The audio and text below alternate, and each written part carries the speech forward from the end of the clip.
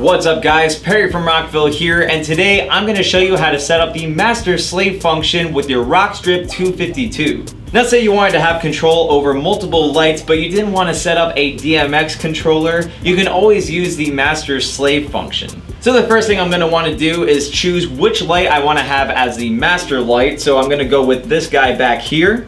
I'm then going to take a DMX cable and plug the male end into the DMX out on my first light. Then I'm going to plug the other end into the DMX in on the second light. If you wanted to set up even more lights, you're just going to repeat this process all the way down your chain. So now on the second light, I'm going to want to press the menu button until I get to the slave mode.